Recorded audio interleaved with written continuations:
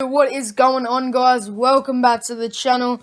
I'm your host Logan from Sitcomical, and today we're going to be diving deep into why Rick and Morty has received a bunch of criticism, why it has progressed, and the drastic decline of Rick and Morty. So let's get right into it. Rick and Morty is a popular animated sitcom that premiered on Adult Swim in 2013. The creator Justin Roiland and Dan Harmon. The show follows the adventures of a cynical alcoholic scientist, Rick Sanchez, and the naive grandson, Morty Smith. However, as the show progressed, it has received criticism from fans and critics alike for various reasons. In this vid, we will explore the criticisms that Rick and Morty has received as it has progressed and examine whether or not these criticisms are justified. The criticism in Rick and Morty was received largely due to its fan base. The show gained a cult following early on, with fans praising its irreverent humor, sci-fi references, and its willingness to tackle complex themes. However, as the show's popularity grew, so did the toxicity of the fans' culture.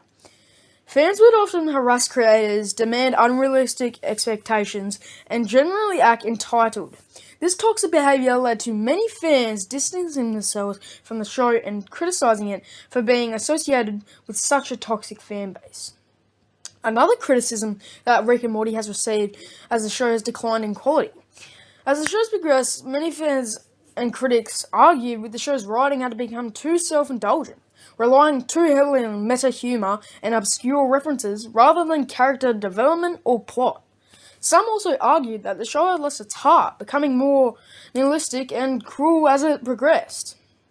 The third criticism that Rick and Morty received was that it failed to live up to its potential. Many fans and critics saw the show's early season as a promising blend of sci-fi and comedy, but it felt that it was too reliant on shock value and gimmicks as it progressed.